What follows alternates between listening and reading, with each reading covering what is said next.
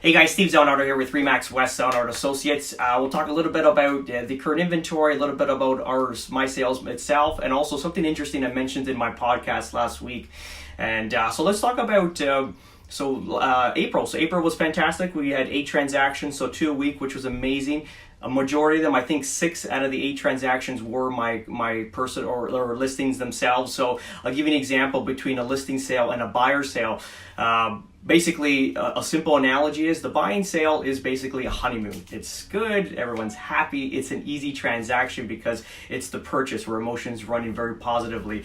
When you're listing a property, this is where professional comes into effect, where you have to manage different personalities and also have a constant communication to get done. It's sort of like being married with kids, where it's just the honeymoon phase is over, and again, if you're not constant communication, constant feedback, and producing numbers or some paperwork where your clients can look like at an offers, you might get divorced, let's call it. So I know when growing into real estate, that was always the trend where we're taught by our trainers, where you need to list to last. And for sure, when you have your listings, you're the employer rather than the employee, because when you are purchasing a property, you are the employee of the realtor that has the listing, because he has all the responsibility of marketing, getting contract signs with their clients, and also keeping the listing alive on the market. So it's a huge difference. So that's just a quick whatever, just a difference, just to give you an idea what the difference is between a buy and a sell.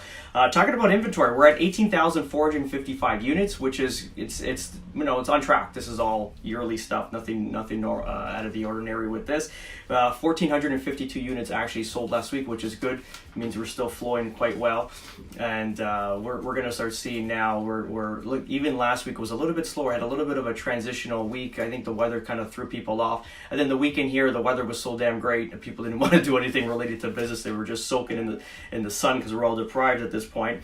So that's it. We're going to see another strong week this week, I would imagine. And we'll switch to what I was talking to my podcast. So podcast last week, East Meets West, was talking about how 48% of people in Ontario are $200 away from insolvency. This is quite concerning to me, naturally, because I never expected such of a low number to be even present. And I'm curious to see how these guys get the statistics done here. I got to really delve into this and find out why or how they got this information. But for 48%, I think that should be pretty accurate, in a sense that it's half the population. So they must have done their due diligence.